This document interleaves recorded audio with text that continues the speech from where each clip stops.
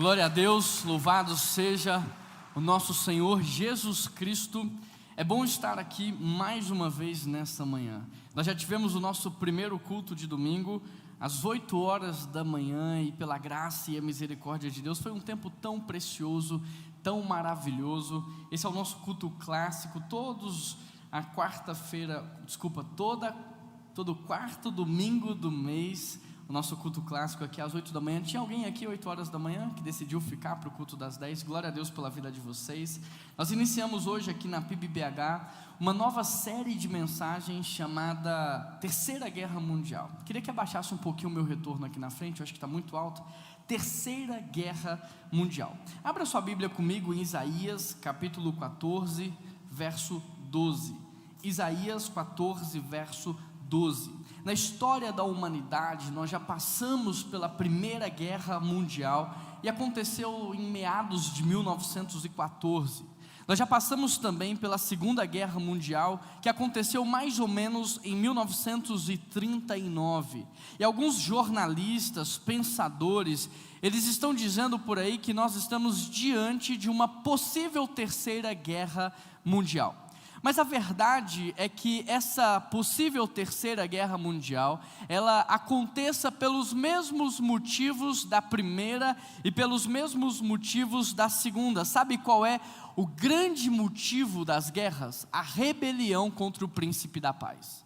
A guerra contra o próprio Deus, essa desunião, essa quebra de relacionamento. Portanto, nessa série Terceira Guerra Mundial, nós vamos trabalhar exatamente isso: a luta contra o pecado, a luta contra tudo aquilo que nos separa de Deus, a luta contra tudo aquilo que quebra a relação com o príncipe da paz. Sabe por quê? Porque o motivo pelo qual nós fazemos e promovemos guerra é exatamente esse: porque nós estamos desconectados com aquele que é o príncipe da paz. Uma pessoa que promove guerras por onde ela passa é uma pessoa que está com ausência de paz, é uma pessoa que está com ausência do próprio Deus no seu coração. Por isso, se há paz com Deus, há paz nas relações. Se nós temos conexão com Deus da paz, então nós promovemos a paz, nós somos pacificadores, nós somos reconciliadores, e essa é a grande verdade. Por isso, antes de lermos esse texto, eu queria convidar você a orar mais uma vez, para que juntos nós possamos pedir ao Senhor que fale ao nosso coração. Feche os seus olhos, eu quero te dar alguns segundos para que você possa orar a Deus, e logo em seguida eu vou fazer uma oração para que o Espírito Santo fale conosco como igreja nessa manhã. Feche os seus olhos e fale com Ele nesse momento.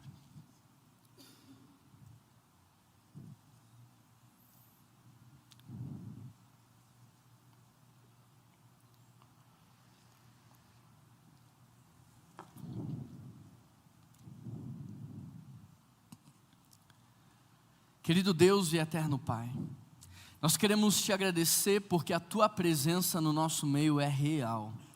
Obrigado, Deus, porque nós passamos por lutas, dificuldades, passamos por aflições, tribulações, mas nós temos a quem recorrer. E nesse momento nós queremos recorrer ao Senhor, o Criador dos céus e da terra, aquele que sustenta toda a criação com o poder da sua palavra. Nós queremos recorrer ao Senhor, que pode num culto como esse ministrar paz ao nosso coração, encher o nosso coração da alegria da salvação, restaurar o nosso ser, renovar o nosso entendimento, Pai. E o que eu peço ao Senhor é o teu auxílio nessa mensagem. Que o Senhor venha falar de maneira sobrenatural à tua igreja, para que nós possamos entender o que é que tem acontecido na história da humanidade, o que é que está acontecendo neste exato momento e o que vai continuar acontecendo. Que nós possamos entender, que o Senhor venha descortinar os nossos olhos, abrir os nossos olhos espirituais, quebrantar, Deus, o nosso coração para que ele esteja sensível, porque o Senhor não pega o seu povo de surpresa. O Senhor traz a instrução antes da prova. Que seja uma manhã de receber instrução do Senhor, para que sejamos aprovados em tudo aquilo que passaremos como igreja. Em nome de Jesus que nós oramos, e toda a igreja diz. Você abriu Isaías capítulo 14, verso 12? Muito importante que você leia esse texto comigo. Como caístes do céu, ó estrela da manhã, filho da alvorada, como fostes lançado à terra, tu que debilitavas as nações, tu que dizias no teu coração, subireis aos céus, erguerei o meu trono acima das estrelas de Deus. Eu me assentarei no monte da assembleia, no ponto mais alto do santo monte, subirei às alturas das nuvens e tornarei-me semelhante ao Altíssimo. Contudo, tu serás precipitado para o Sheol, para as profundezas do abismo. Pula algumas páginas, passa por Jeremias e encontre aí na sua Bíblia Ezequiel capítulo 28. Algumas páginas adiante você vai encontrar Jeremias, você vai passar mais algumas páginas, até que você pare em Ezequiel capítulo 28. Amém? Achei ou peraí?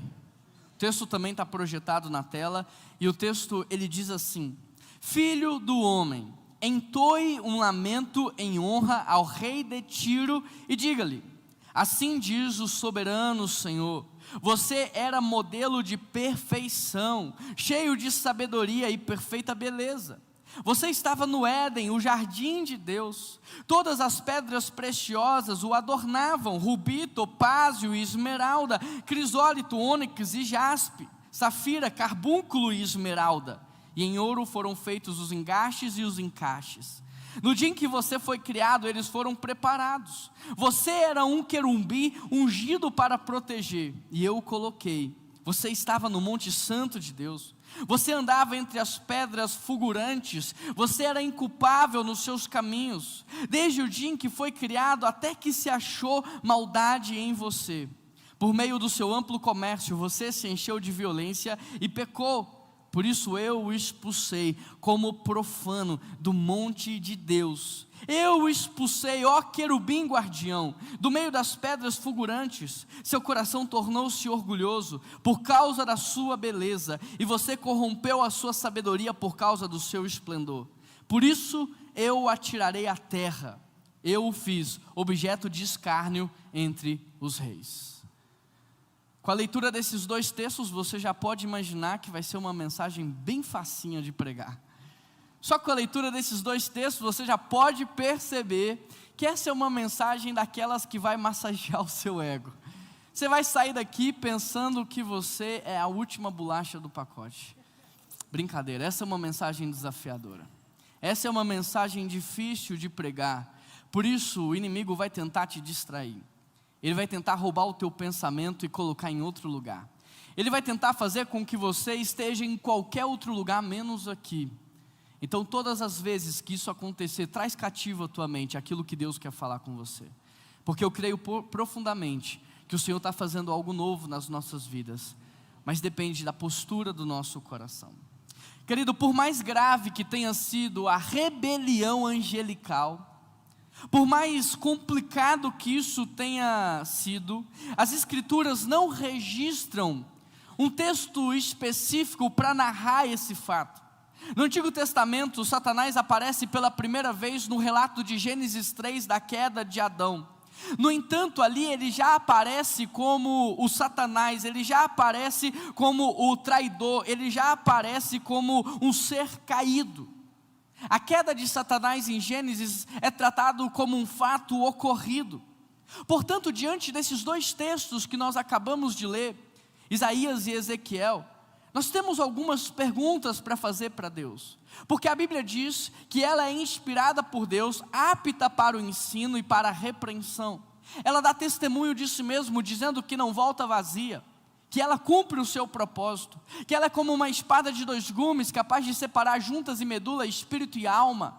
Ela dá testemunho de si mesmo, dizendo que ela é inspirada. Então nesse momento nós oramos aos céus, dizendo: Pai, o que é que o Senhor queria quando o Senhor escreveu esses textos? Qual era a instrução do Senhor para o teu povo, quando o Senhor mandou registrar Isaías e Ezequiel? E aí diante disso, com toda a humildade no coração, nós perguntamos para Deus: este texto, ou estes textos estão falando de Satanás? Essa é a primeira pergunta que nós podemos fazer ao olhar para esses dois textos. Embora alguns comentaristas dizem que esses autores estão tratando do rei de Tiro e do rei da Babilônia, Isaías e Ezequiel destacam no texto características que vão para além da limitação de um homem e de uma mulher. Ezequiel e Isaías estão atribuindo aqui nesse texto características que nenhum ser humano seria capaz de carregar.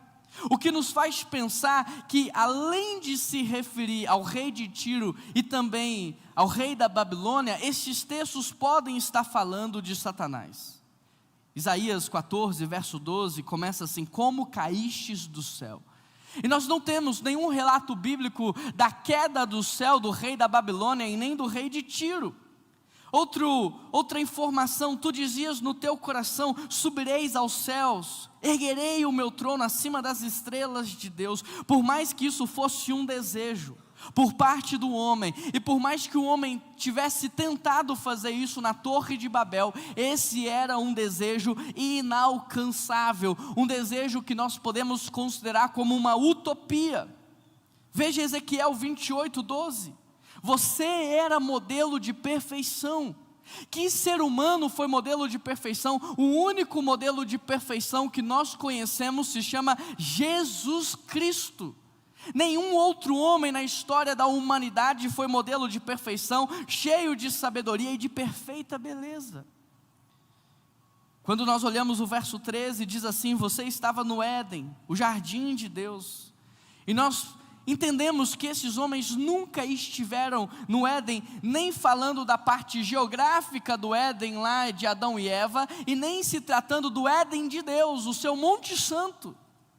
O texto diz que ele era um querubim ungido, enviado para guardar o trono de Deus, mesmo que simbologicamente isso era impossível de acontecer. Você era inculpável nos teus caminhos. Desde quando um homem ou um rei poderia ter sido inculpável?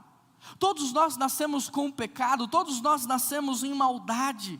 Então, quando nós olhamos para esse texto, nós podemos perceber que, embora os autores estejam fazendo uma referência tanto ao rei de Tiro quanto ao rei da Babilônia, nós entendemos também que são citações diretas ao próprio Satanás, como um arquétipo daquele que queria usurpar do papel de Deus, como um arquétipo daquele que queria ter o nome de Deus, ter a autoridade de Deus. O emprego, por exemplo, da primeira pessoa do singular em Isaías 14, 13, eu subirei, eu exaltarei o meu trono, eu me assentarei. Tudo isso reflete um nível de ostentação que indicaria um nível de insanidade, se fosse proferido por um homem qualquer, mesmo que este homem fosse um rei. Além disso, a Bíblia nos ensina que a perversidade do mundo visível, ela é influenciada pelo mundo invisível. Outra coisa muito importante que nós como igreja precisamos saber é que é característico dos escritores bíblicos fazer uma conexão entre o mundo espiritual e o mundo real. Afinal, o mundo espiritual governa o mundo material. E isso às vezes acontece de forma tão abrupta que, se você não estiver atento, você é pego de surpresa no próprio texto. Por exemplo, quando Pedro está se relacionando com Jesus, e Pedro, espantado com a possibilidade de Cristo morrer, tenta impedir que Jesus passe pela cruz, e naquele momento Jesus Cristo olha para ele e diz assim: arreda-te daqui, Satanás.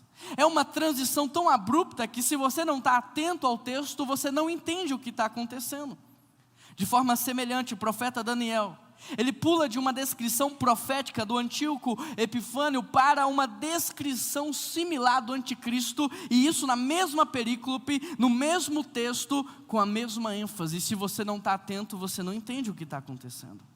Então, essa transição abrupta entre o mundo visível e o mundo invisível é algo natural na história da Bíblia, o que nos leva a crer que esses textos estão sim falando do rei de Tiro e do rei da Babilônia, mas que também são citações indiretas àquilo que aconteceu com Satanás.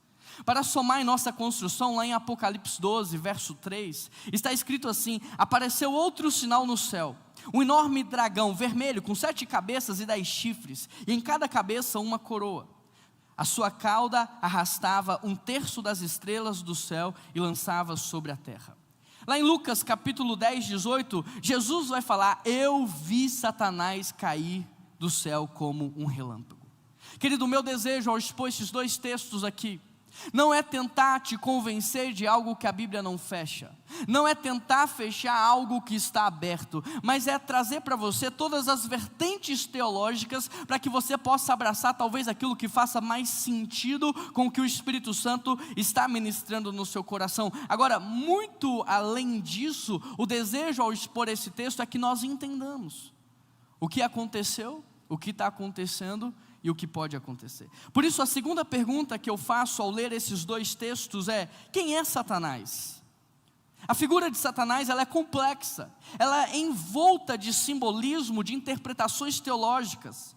Não existe na Bíblia uma descrição coesa, este é Satanás. Não existe na Bíblia uma citação única e específica para se referir a ele. Mas há vários textos, há vários livros que vão falando a respeito dele, de modo que a igreja vai criando então a imagem de quem ele é. De acordo com o texto que nós lemos, tanto Isaías quanto Ezequiel, ele é um ser, ou era um ser celestial radiante. Ele era um ser que refletia a glória do seu Senhor. Ezequiel afirmou que esse anjo exaltado estava no Éden, no jardim de Deus. Aqui a referência não é o Éden de Adão e Eva, mas o jardim de Deus, o seu monte santo, o seu santo lugar. E ele caminhava por esse lugar, ele transitava na sala do trono, ele caminhava em perfeita pureza. Ezequiel 28 chama esse lugar do monte santo de Deus, e ele diz que ali esse anjo de luz brilhava com as pedras mais valiosas, que ele era um querubim ungido da guarda de Deus. Querubins representam talvez a mais alta hierarquia angelical. O seu papel era guardar o trono do Senhor. Satanás é descrito como alguém dotado de beleza inigualável, vestido com uma luz radiante, equipado com sabedoria, mas que por conta da sua rebeldia, do seu orgulho, da sua rebelião, esse ser que era considerado maravilhoso se torna desprezível. Esse ser que era considerado talvez uma expressão da glória de Deus se torna o arquétipo do mal. Depois da sua queda, este mesmo anjo passa a ser conhecido como o acusador, como mentiroso, como um ladrão, o tentador, o príncipe das trevas, o diabo, o dragão, o enganador. E tudo isso acontece por causa do orgulho do seu coração, por causa da sua rebeldia. E o quanto que isso não acontece também conosco.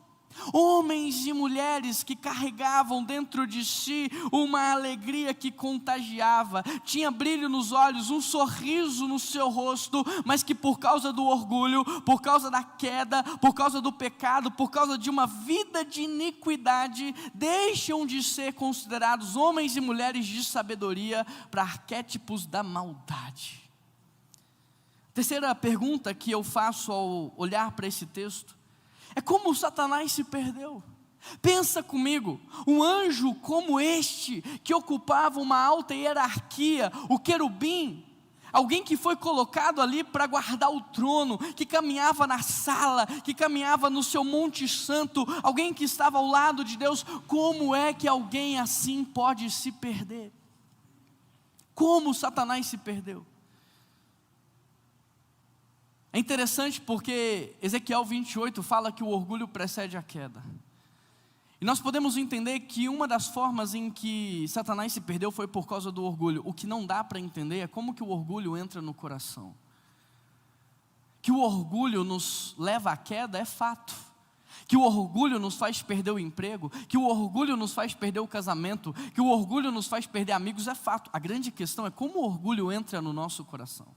Porque se isso aconteceu com um anjo como Satanás, se isso aconteceu com alguém que tinha relacionamento íntimo com o Pai, se isso aconteceu com alguém que está no céu, no lugar perfeito, imagina o que não pode acontecer comigo e com você. Esse fato é explicado por uma série de afirmações que empregam verbos na primeira pessoa do singular. Eu subirei, eu me assentarei, eu serei semelhante. A essência do pecado de Satanás vinha da sua insatisfação. Ele não se contentava em ser uma expressão do Criador. Ele não se contentava em refletir a glória de alguém que era maior do que ele. Ele não se contentou em ser o segundo, talvez, o terceiro, o quarto, o quinto que fosse. Não, ele queria ser o primeiro. Nesse texto fica muito claro que dentro do coração dele nascia e crescia um grande orgulho. Mas o que não fica claro é como esse orgulho entrou no coração dele. O que me faz pensar que eu devo vigiar dia e noite. Porque se eu não sei como pego, então eu preciso ser mais vigilante do que alguém que saberia como se pega. Quando você sabe que, por exemplo, a dengue se pega por um mosquito, você cuida. Você coloca lá nas plantinhas aquele pozinho, tira a água. Quando você sabe que o Covid se pega por um contato, por uma transmissão direta, você coloca uma máscara, você fica distante, você cuida. Agora, quando nós não sabemos como algo pode entrar no nosso coração, então o nível de vigilância precisa ser infinitamente maior, de modo que nós precisamos vigiar dia e noite, para que este orgulho não habite no nosso coração. Satanás não achou justo ele ser menor do que Deus. Será que hoje, eu e você não temos considerado isso na mente da gente? Porque ninguém começa pensando assim, eu não acho justo eu ser menor do que Deus. Ninguém começa nesse nível de insanidade. A insanidade, ela é progressiva. A gente começa assim, não, eu acho que eu sou maior e melhor do que os que estão à minha volta. Por que Deus não me curou? Eu sou o Juan, eu não sou fulano. Por que Deus não abriu essa porta para mim? Porque eu, Deus, começa assim.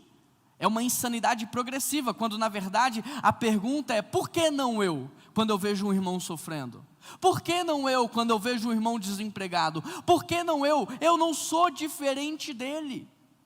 Mas quando o orgulho entra no meu coração, ou quando ele já está no meu coração, eu tenho uma leve sensação de que eu sou maior, eu tenho uma leve sensação de que eu sou melhor, e que portanto eu mereço ser tratado de maneira diferente. Quantos de nós não fazemos barraco no shopping, barraco na agência bancária, justamente porque nós temos o entendimento de que somos grandes?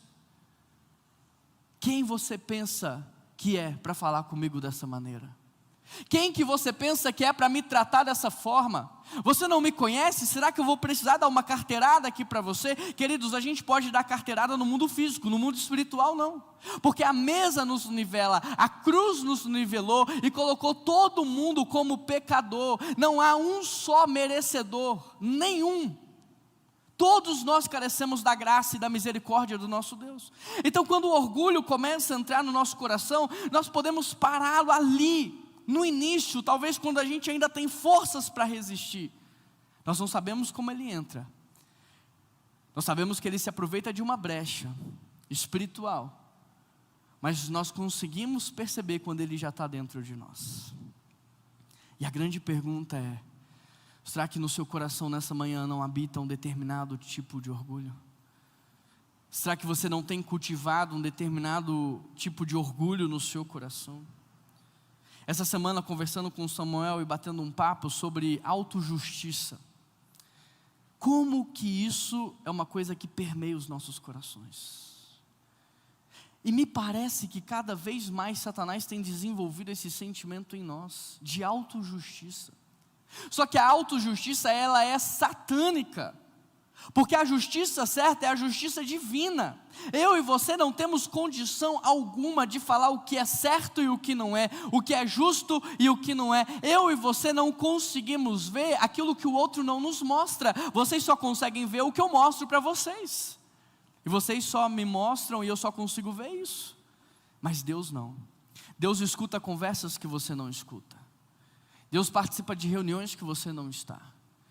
Deus conhece corações, Ele esquadrinha mentes e corações. Então quando você vê algo acontecendo, não seja precipitado em falar se aquilo é justo ou não.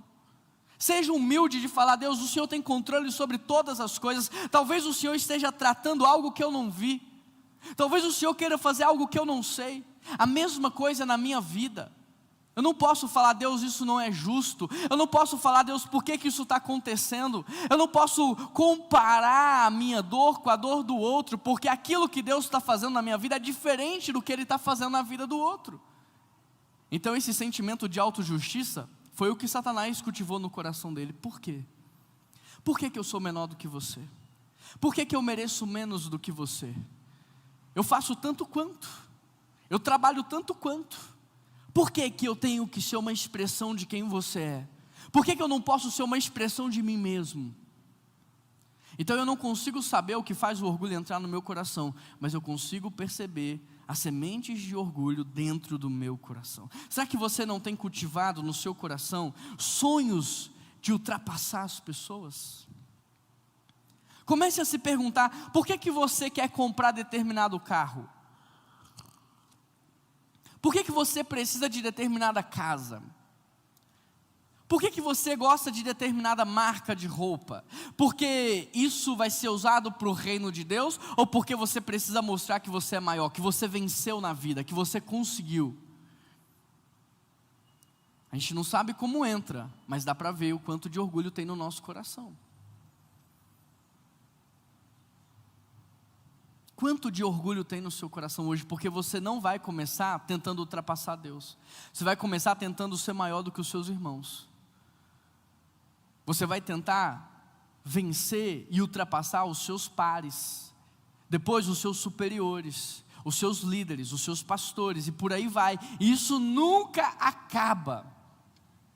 Se não é um processo de quebrantamento do Espírito Santo, esse desejo de ser grande, esse desejo de provar que você venceu na vida, esse desejo de mostrar para as pessoas quão bom você é, isso nunca acaba, isso vira uma escravidão, isso vai acabar com você. Será que hoje as pessoas não são meios que você usa para chegar nos lugares que você quer? Será que você não está num nível de orgulho tão grande que você transformou as pessoas em objetos? Você tirou das pessoas o caráter do irmão, da irmã, o caráter espiritual, e você transformou essas pessoas em degraus, em objetos para alavancar a sua vida. Será que você não tem feito comércio nas suas relações? Porque essa é uma acusação que Deus fez. No seu grande comércio, você perdeu o seu coração. Será que você não tem sonhado com um reino pessoal? Com um império individual?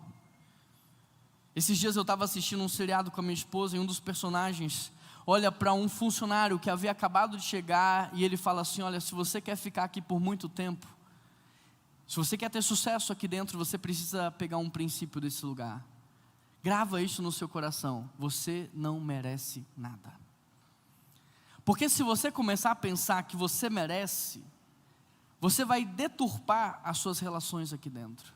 Se você começar a pensar que você merece, você vai ficar insatisfeito aqui dentro. Se você começar a pensar que você merece, você vai querer cada vez mais, e o seu fim vai ser muito longe daqui.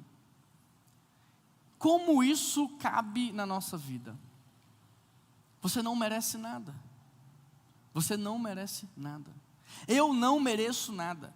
Nós precisamos repetir isso todos os dias. Eu não sou merecedor. Nós não merecemos. Você tem a mania de ler a Bíblia e se achar melhor do que algumas pessoas, porque isso é natural do ser humano. Eu sou melhor do que Caim. Deus não aceitou a oferta de Caim. Mas a minha oferta Deus tem aceitado, será? Porque Deus não aceitou, porque o texto diz que Caim entregou depois. Porque Caim entregou as sobras. E você que às vezes não tem nem sobra para entregar? E você que não consegue nem fazer sobrar? Está usando cheque especial, cartão de crédito, está enrolado? Você é melhor do que Caim? Caim está ali para mostrar para você quem você é. Caim está ali para mostrar para mim quem eu sou. Davi adulterou, eu não adultero. Sou melhor do que Davi, será? Se Deus colocar nesse telão aqui todos os pensamentos que você já teve até hoje, será que você não é um adúltero? Eu não assassinei. A Bíblia diz que depois de Jesus Cristo a régua subiu, que se você fala mal do seu irmão, você já matou ele. Será que você não tem matado os seus irmãos? Será que você não tem matado os seus líderes, matado os seus pastores com as suas palavras mortais? Será que somos mesmo melhores? Eu não taquei pedra em Jesus Cristo na cruz, eu não cuspi no rosto dele, e quando ele está lá diante de você, e você ainda assim escolhe entrar num site imoral, e quando ele está lá perto de você, e você ainda assim escolhe fazer uma fofoca, participar de uma conversa que não deve, talvez a dor que ele sinta seja a mesma daqueles que cuspiram na sua face, é a dor da traição. Nós não merecemos nada. Quando você começa a cultivar no seu coração um sentimento de merecimento, os teus dias estão contados. Aquele anjo de luz, aquele anjo que resplandecia a glória, aquele anjo que era guardião, aquele anjo que era um querubim, aquele anjo que caminhava lá na sala do trono, agora é um ser desprezível, digno da dó. Entende? O que pode acontecer comigo e com você? O orgulho precede a queda. O orgulho precede a queda. Se alguém vem e traz água para mim, obrigado, eu não merecia. É graça. Se eu acordei hoje, Deus, obrigado pela vida, porque nada que eu tenho poderia pagar um dia mais de vida. Deus, obrigado pela minha família. Eu olho para a minha família e eu falo, Deus, é a sua graça. Eu olho para os meus filhos e falo, é a sua graça. É isso que nós precisamos cultivar no coração, o entendimento da graça de Deus. Olha para a sua alimentação. Você deveria ter a todas as doenças que existem. Olha a sua alimentação. Olha os seus hábitos. Não era nem para você ficar de pé, se for olhar os seus hábitos. Era isso que você merecia. Mas se você não está doente, se você está de pé, se você está vivo, isso é a graça de Deus. Olha o que você faz com o seu cônjuge, você não merecia ter ele na sua vida. Olha como você faz com os seus filhos, você troca os seus filhos por qualquer coisa, qualquer churrasco, qualquer promoção, qualquer 10 reais a mais, você troca eles. Você não merecia ter esses filhos. Você não merecia Deus pegar aquilo que Ele ama e falar, está aqui, cuida para mim. Não merecia. Nós não merecíamos exercer o ministério. Nós não temos vida com Deus suficiente, não oramos o suficiente, não lemos a Bíblia o suficiente, não jejuamos o suficiente, pelo contrário. O apóstolo Paulo diz que o mal que ele não quer fazer é esse que ele faz. Olha para o teor dos teus lábios, olha o teor dos teus pensamentos. Nós não merecemos. Querido, eu não posso avançar para o próximo ponto se o Espírito Santo não bater a porta do seu coração nesse momento e você entender que é a graça de Jesus que faz com que você esteja aqui ouvindo essa mensagem.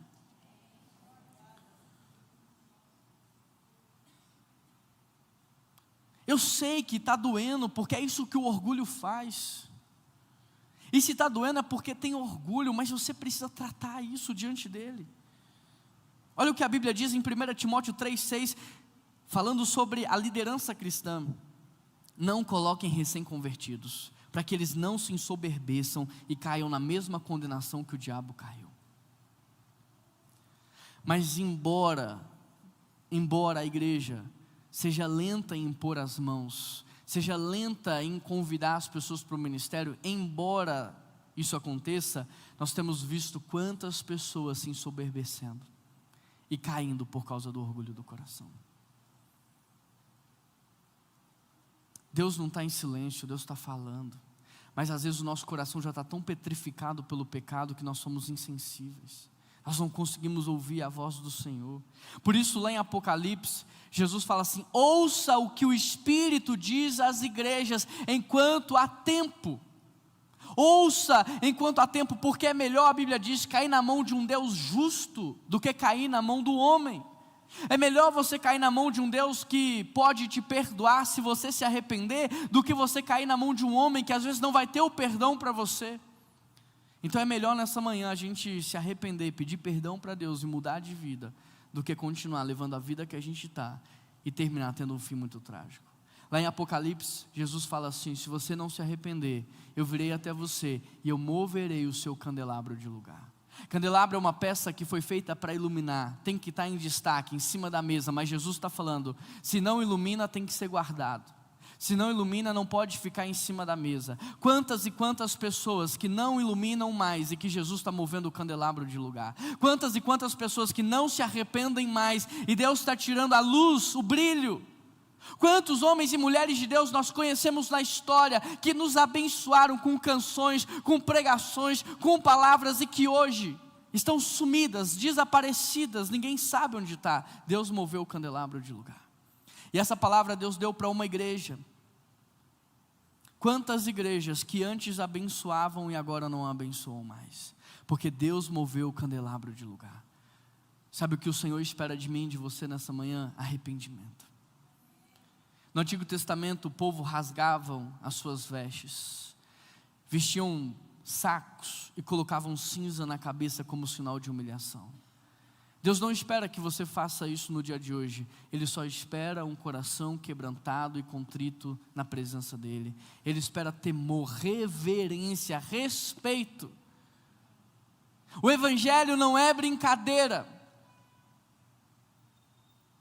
Igreja não é brincadeira. Não podemos tratar com brincadeira aquilo que para Deus é sério. O reino de Deus não é uma brincadeirinha.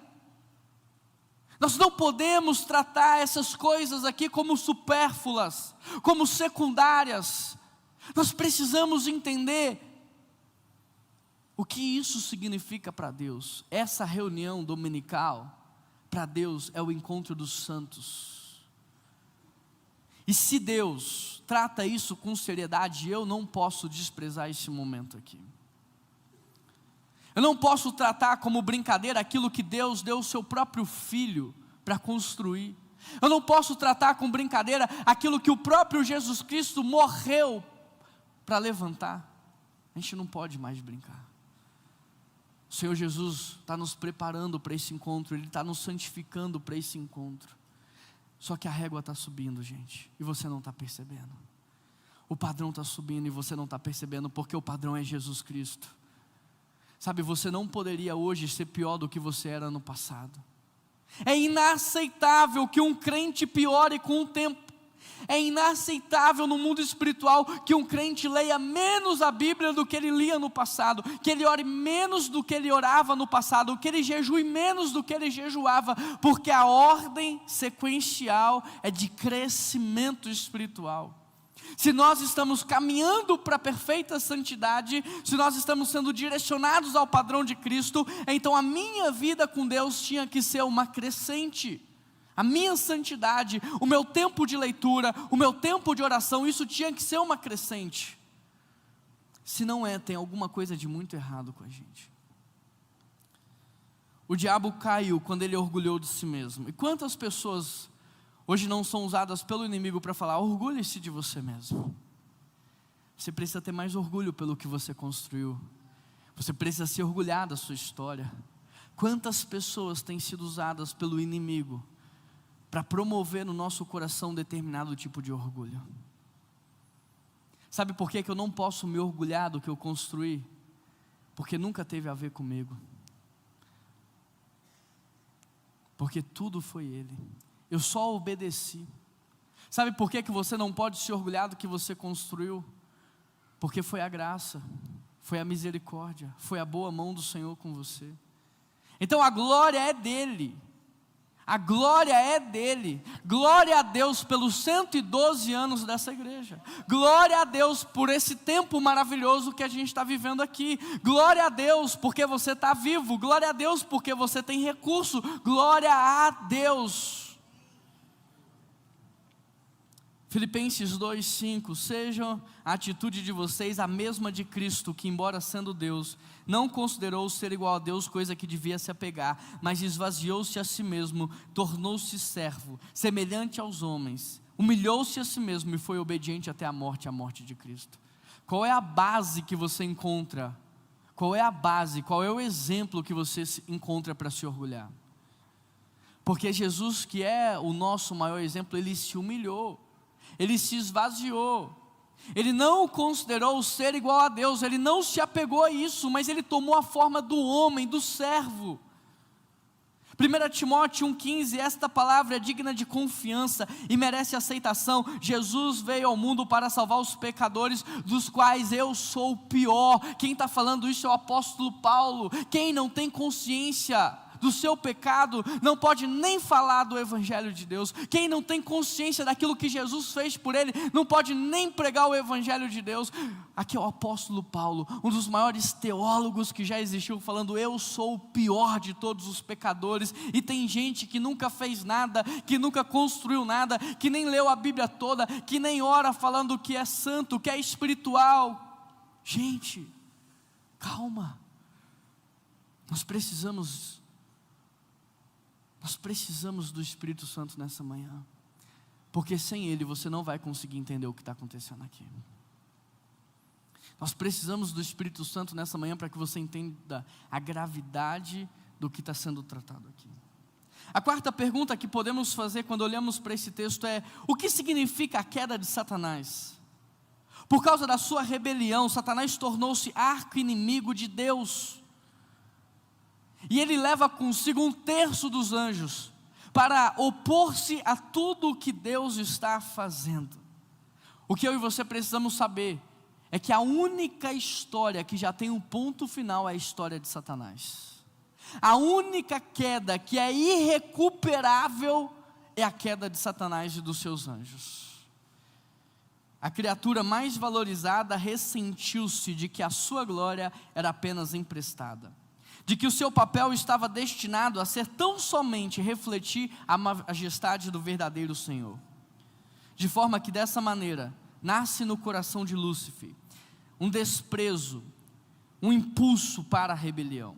Isso me faz pensar no quanto esse mesmo pecado não tem permeado os nossos corações. Você pode falar: mas eu não estou desejando o lugar de Deus, eu não estou querendo ser como Ele. Mas se você está desejando o lugar de alguém, você já está agindo como Satanás. Porque o primeiro superior a Satanás era Deus, era a Trindade. Ele só queria o papel de alguém que estava um pouco acima do que ele. Se você já está desejando algo que não é seu, que Deus não deu para você, um cargo, um papel, uma posição, você já está agindo como Satanás. E tem muitas pessoas que falam assim: não, se fosse eu no lugar de fulano, eu faria diferente. Se fosse eu no lugar de ciclano, eu faria melhor. Esse era o pensamento que Satanás tinha. Era esse tipo de sentimento que estava no coração dele. Querido, presta atenção. Se não é você que está lá, é porque você faria pior. Porque se você fosse fazer melhor, Deus tinha colocado você. Baixa a bola. Você não é tudo isso. Você é o pó. Se não é a graça de Deus, se não é o Espírito Santo de Deus em você, nós não poderíamos fazer nada. Ah, mas se fosse eu, pastor, lá naquele cargo, liderando aquele projeto, lá na minha empresa, eu faria infinitamente melhor. Olha o orgulho no coração. Se Deus não deu para você esse cargo, esse título, essa posição, é porque Ele sabe na sua onisciência que você não faria melhor do que aquela pessoa, que pelo contrário, você faria pior, que isso poderia destruir muitas vidas, você, sua família e muitas outras pessoas.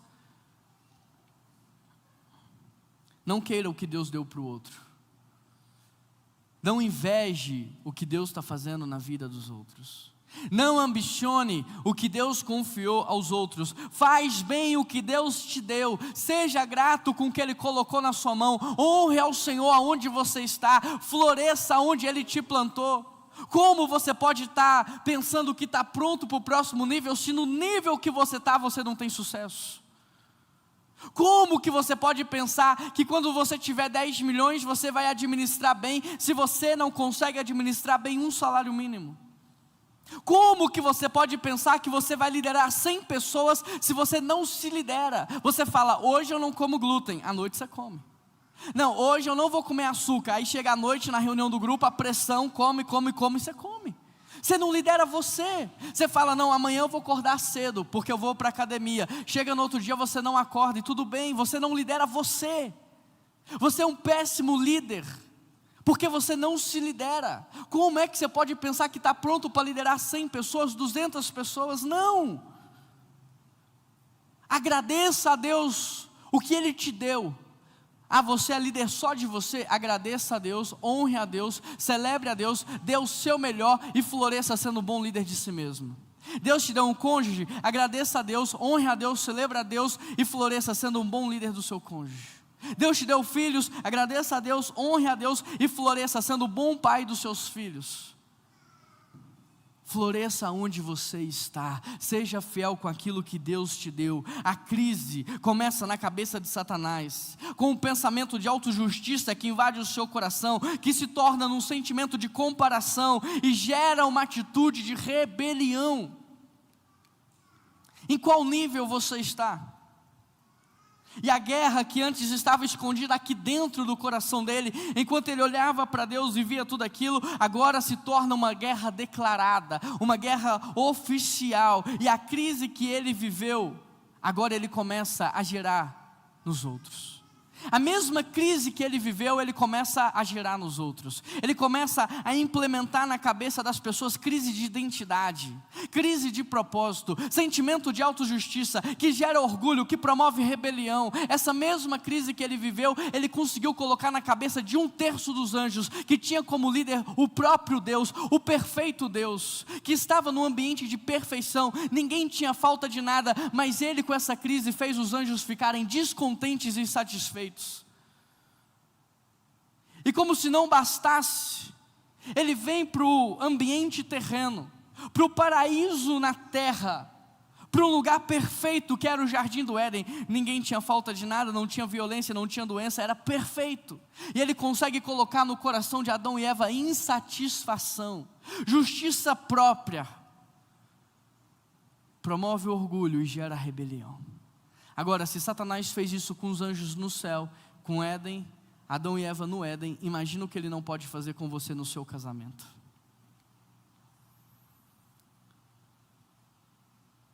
Imagina o que ele não faz com você com o seu cônjuge.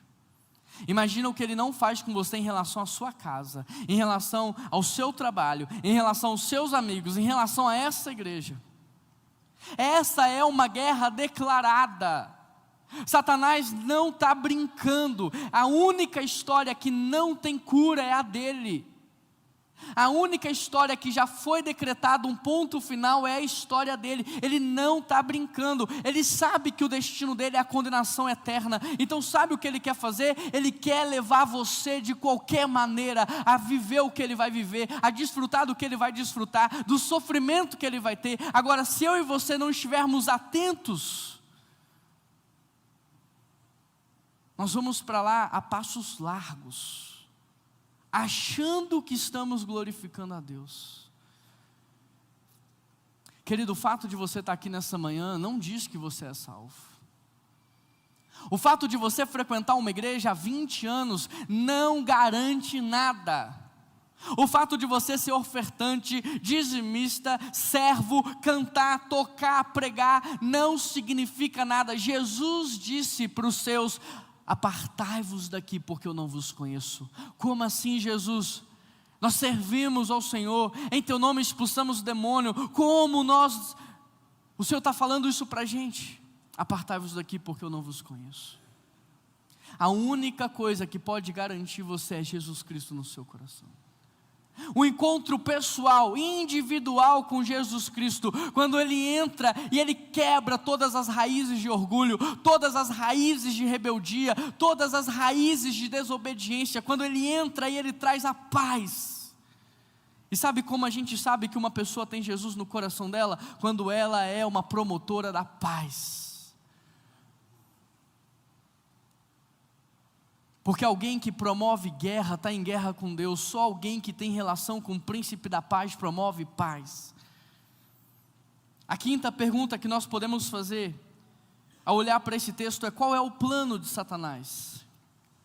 Nós já sabemos que a queda dele significa uma guerra declarada. Ele não está brincando com você, ele quer destruir você, ele quer matar você. Ele está estudando você, Ele está estudando os seus hábitos, Ele está estudando os seus instintos para cada vez se aperfeiçoar. Sabe, o conceito de algoritmo é da mesma forma como o inimigo trabalha, tentando trazer respostas aos seus anseios, tentando trazer soluções para as suas crises, para que você caia como uma isca. Qual é o plano? Como é que ele pretende fazer isso? Por causa da sua rebelião, ele tornou-se inimigo de Deus, de tudo que é divino. Uma vez que a sua rebelião é eterna, que a sua condenação é irreversível, que nada possa ser feito para redimi-lo, então agora ele está fazendo tudo para angariar um exército para ele. E presta atenção nisso que é muito importante. O exército de Satanás não é composto apenas de pessoas que não têm Deus no coração. O exército de Satanás também é composto por pessoas que professam Deus como Senhor e Salvador das suas vidas. Deus está nesse momento peneirando a igreja no mundo, chacoalhando a árvore, para que o joio caia e permaneça só o trigo, para que os lobos sejam desmascarados. Em toda a extensão da Bíblia, você viu Satanás usando pessoas dentro da comunidade, pessoas de dentro da família, pessoas de dentro da igreja, pessoas infiltradas ou não, para causar discórdia, desunião, quebra de relacionamentos, para impedir a igreja de avançar, para distrair a liderança de agir. Para vocês terem uma ideia, a palavra Satanás significa opositor. Essa palavra aparece mais de 50 vezes na Bíblia. Isso nos mostra que a oposição é uma agenda clara de Satanás. Ele trabalha se opondo à vontade de Deus. Ele trabalha se opondo àquilo que Deus quer fazer, mas também levantando opositores. De forma clara, qual que é o único pecado que não tem perdão? A Bíblia diz que é o pecado da blasfêmia. É um pecado de oposição, quando você se opõe à ação do Espírito Santo na sua vida. Quando você resiste ao movimento de Deus na sua vida. Satanás se opôs a Deus e está fazendo de tudo para que eu e você nos oponhamos também. Quantas e quantas vezes, presta atenção, diante de um apelo de salvação, você não se opôs? Mas espera aí, era para salvar a sua vida. O apelo era para salvar a sua vida. E quantas vezes você não se opôs a este apelo? Percebe como a oposição é espiritual? Quantas e quantas vezes diante de um convite, homem, vamos fazer o curso Homem ao Máximo, mulheres, vamos fazer o curso da feminilidade divina, um curso que ia potencializar você se opôs. Espera aí, mas não era para te potencializar? O curso não é para ser bom para você? Não é para você crescer? Por que você se opôs? A oposição é espiritual. Quantas e quantas vezes diante de um incentivo para você regularizar a sua vida, vai lá, negocia tudo, organiza. Quantas e quantas vezes diante de um incentivo para você corrigir a sua vida, vai lá, pede perdão, ou libera perdão no seu coração, você se opôs. Espera aí, mas não é para corrigir o seu nome, não é o meu. Não é para corrigir os seus relacionamentos, não é o meu. Por que você está se opondo tanto? A oposição é espiritual. Satanás se opõe a tudo que Deus quer fazer na sua vida. Com algumas pessoas que não têm o Espírito Santo dentro de si, ele vai trabalhar na possessão. Mas com aqueles que têm o Espírito Santo e são selados, ele vai trabalhar na influência da mente. De modo que essas pessoas vão pensar que elas estão fazendo algo correto, algo certo. Mas na verdade estão sendo influenciadas por Satanás. Pastor, como isso é possível? Como é possível? Como que uma pessoa hoje sendo cristã e salva pode ser influenciada por Satanás? É só você olhar para quem que você dá ouvido. É só você perceber a quem que você dá o direito de falar com você e você vai entender quem te influencia. Quantas horas numa semana de 168 horas você passa lendo a Bíblia? Agora, nessa mesma semana, quantas horas você passa assistindo o seriado? Numa semana de 168 horas, quantas horas você passa orando, pedindo a Deus direção, sabedoria, discernimento espiritual? Agora, quantas dessas horas você passa fofocando, conversando? E depois você quer me perguntar como é que você pode estar sendo influenciado a fazer coisas ruins e erradas? Padrão de pensamento modela comportamento, e comportamento gera habitação espiritual.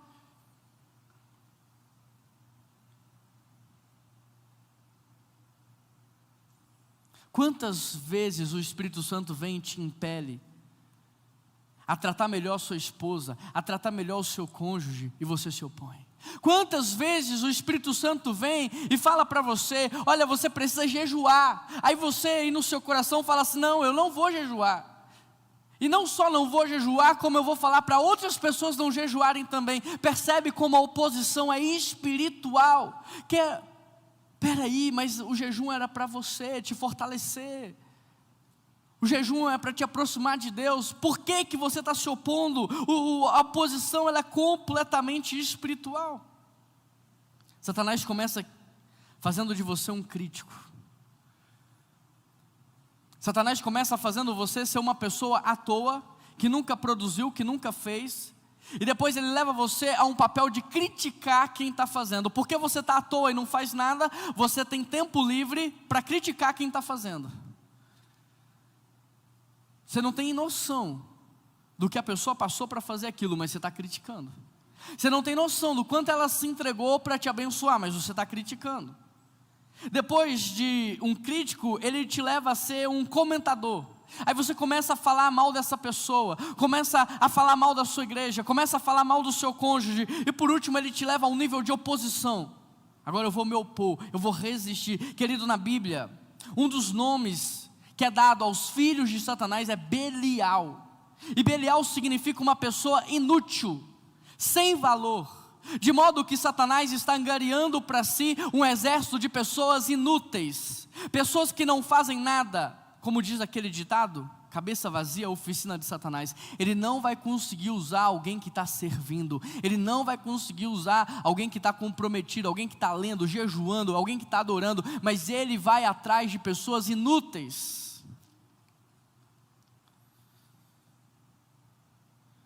E aí essas pessoas inúteis se tornam críticas, murmuradoras e opositoras. Sabe por quê?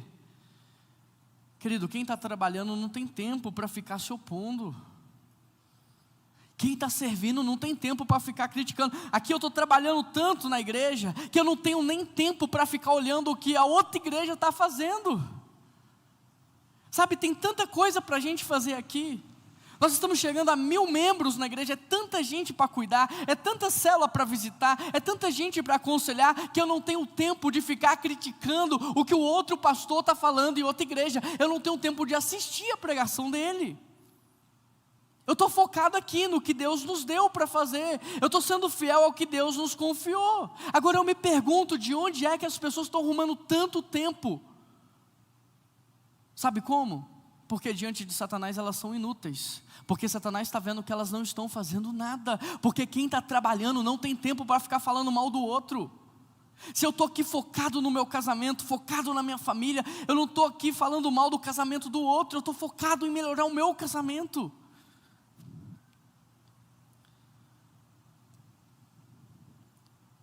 Deixa eu aproveitar, abrir um parênteses e te falar uma coisa. Eu sou teu pastor. Deus me colocou nesse lugar. Essa igreja é dele. Ele é o Senhor dessa igreja.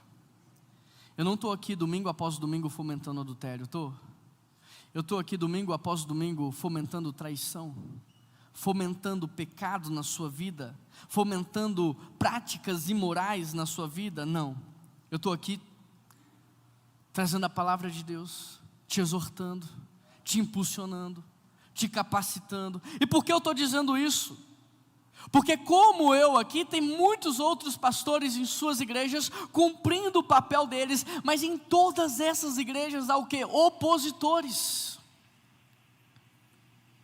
E quando um opositor se levanta, pensa comigo, você acha que ele está se levantando contra quem? Contra o pastor? ele está se levantando contra Deus. Se eu estou em obediência à palavra, se eu estou em obediência a Ele, pregando, por exemplo, um texto como esse, difícil, inaugurando uma série complicada, se eu estou aqui em obediência e você começa a reclamar, murmurar, falar mal da série, falar mal, cara, você está se opondo a Deus, você não está se opondo a mim, porque eu estou em obediência a Ele.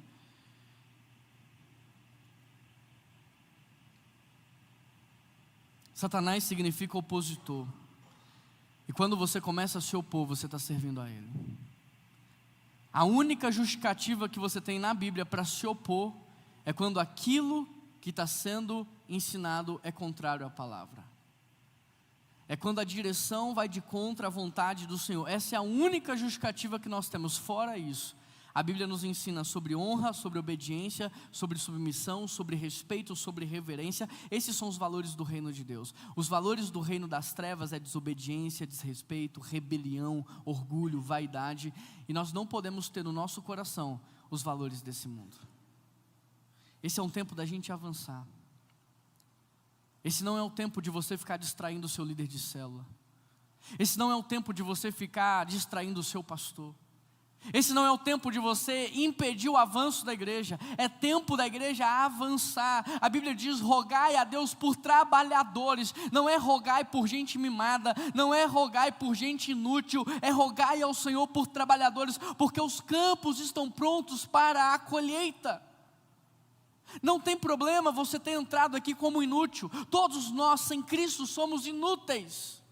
Nada do que nós fazemos sem Cristo repercute na eternidade. Tudo que nós fazemos sem Jesus Cristo morre com a gente. Sem Cristo nós somos inúteis. Sem o Espírito Santo nós somos inúteis. Todos nós chegamos nesse lugar sim.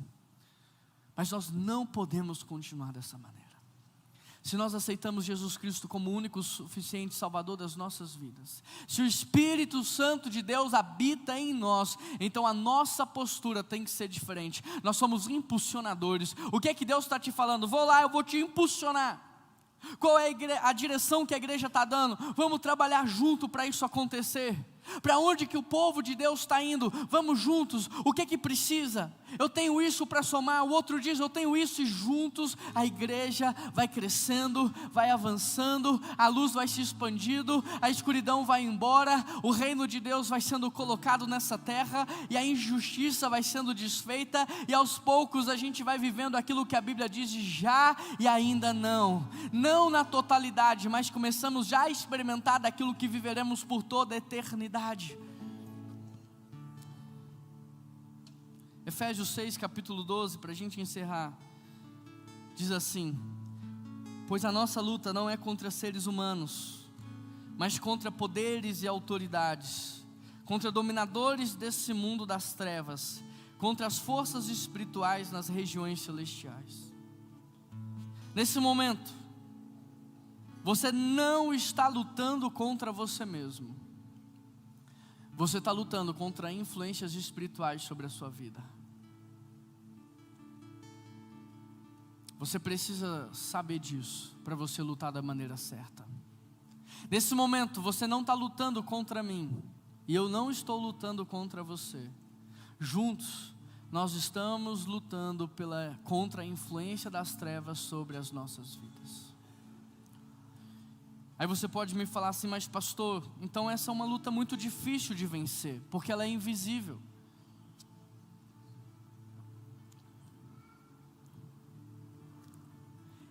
Essa é uma luta muito difícil de vencer, porque eu só tenho armas manuais.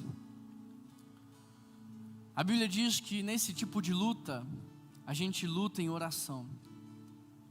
Que esse tipo de luta só pode ser vencida com jejum e oração.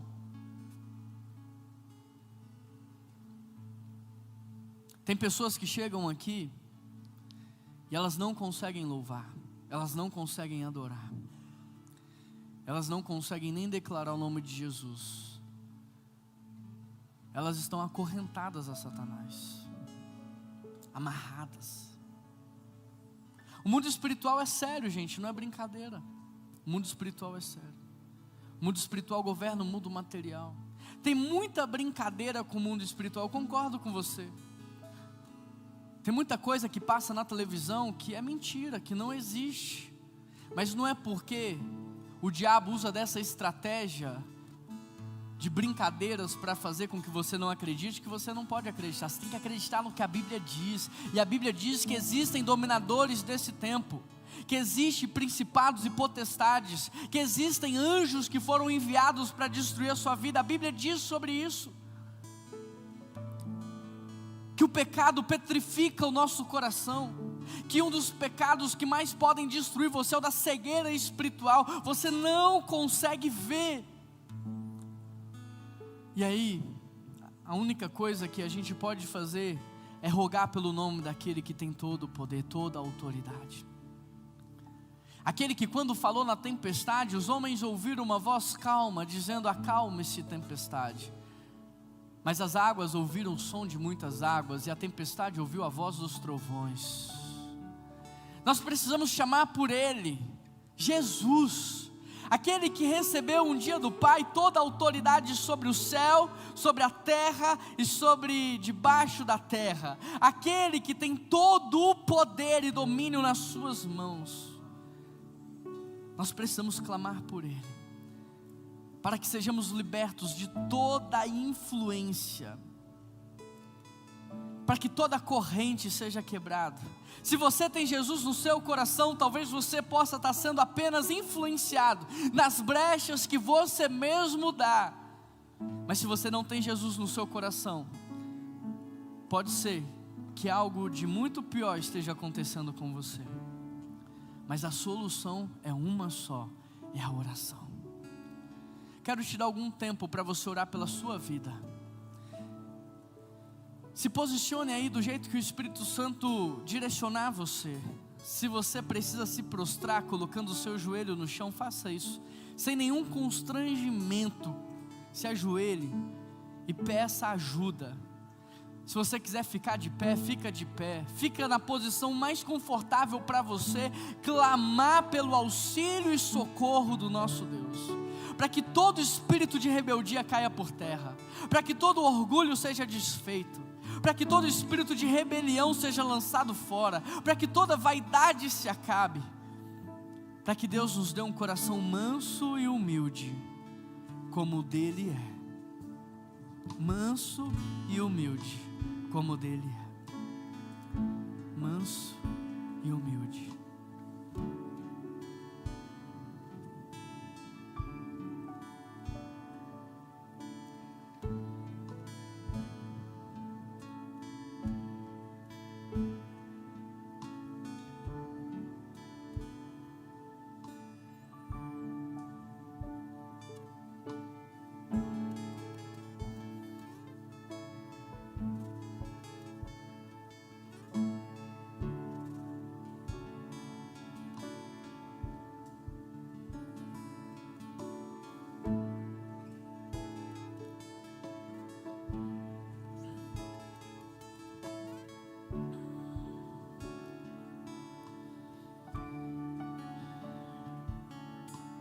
Pai, nós precisamos do Senhor nesse momento. Espírito Santo de Deus, nós necessitamos do Teu auxílio. Jesus Cristo, nós clamamos pela Tua presença, porque embora o inimigo trabalhe com estratégias, e muitas vezes ele nos vence nas estratégias, embora isso seja uma realidade, mais poderoso do que o inimigo é o Senhor, e Ele não faz nada se o Senhor não o permitir. Por isso nós precisamos do Senhor nessa hora, Pai, para quebrar a cegueira espiritual dos nossos olhos, para nos mostrar o que é que está acontecendo e o que o inimigo está tentando fazer. Ele está tentando nos tirar do corpo, Ele está tentando quebrar a nossa unidade, Ele está tentando desfazer as nossas famílias, Ele está tentando desfazer as nossas amizades, para que Ele possa nos destruir por completo, mas que toda a estratégia dele caia por terra em nome de Jesus. Que toda armadilha plantada, que toda seta inflamada enviada, que tudo isso caia por terra. Que o teu sangue venha nos cobrir, nos blindar, nos proteger, nos guardar, Pai. Essa é a tua igreja, esse é o teu povo, nós somos a tua família, nós somos a morada do teu Espírito, nós somos a noiva do teu Filho, nós somos a tua família, Pai. Espírito Santo de Deus, bata em cada coração nessa hora, e tira o orgulho, porque ele não vem do Senhor. Tira a vaidade, ela não vem do Senhor. Tira a prepotência, ela não vem do Senhor. Nos dê um coração manso e humilde, porque isso é um coração que vem de Ti. Quebra, Senhor, por favor, do nosso meio toda rebeldia, toda desobediência, toda desonra, toda fofoca, a começar em nós, a começar aqui, mas que tudo o que o Senhor está fazendo aqui possa ressurgir nas nossas casas e nas nossas famílias, ó Pai. Que como consequência daquilo que o Senhor está fazendo em nós neste lugar, que as nossas famílias também experimentem de um tempo novo do Senhor. Se tem alguém aqui, Deus, que tem uma língua maledicente, fofoqueira, maldosa, que o Teu sangue venha lavar esse lábio e essa língua em nome de Jesus.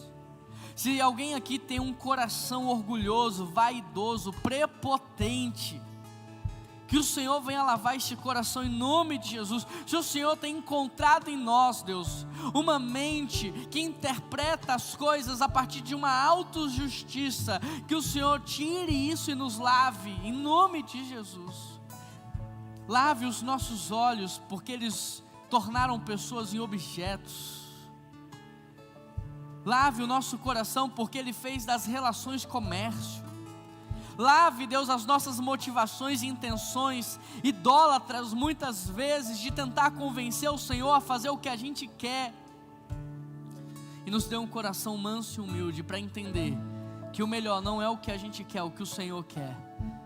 O Senhor sabe o que o Senhor está fazendo. Nos dê um coração submisso, Pai. Um coração que honra ao Senhor. E se tem alguém aqui nessa manhã que ainda não tem o Senhor Jesus como o único Senhor e Salvador da vida dele, Pai, eu peço ao Senhor que essa pessoa ore comigo nesse momento, dizendo: Jesus, entra no meu coração e faça do meu coração a sua casa. Me cele com teu Espírito Santo, renove a minha mente, mude o meu coração, reescreva a minha história, porque agora eu não sou mais órfão, eu sou filho. Eu não estou mais vagando por este mundo, eu tenho um propósito. E Deus, muito obrigado pelo seu amor. Obrigado, Jesus, pelo seu amor. Obrigado, meu Deus, pelo seu amor que é incondicional. Porque nós chegamos à conclusão nessa mensagem que nós somos pecadores, que carecemos da sua graça, mas o Senhor nos ama. O seu amor é perfeito, é unilateral, o Senhor não espera nada em troca. O Senhor nos ama, Pai. Obrigado por esse amor que nos constrange. Obrigado, Jesus, porque o teu amor nos faz viver uma vida nova. O teu amor nos faz querer glorificar o teu nome, exaltar o teu nome, louvar o teu nome. Obrigado, Deus, porque mesmo sendo assim, pobre e pecador, nós desfrutamos do teu amor. Nos dê um coração manso e humilde para louvar e adorar ao único que é digno de receber toda a adoração. Em nome de Jesus que nós oramos. E toda a igreja diz...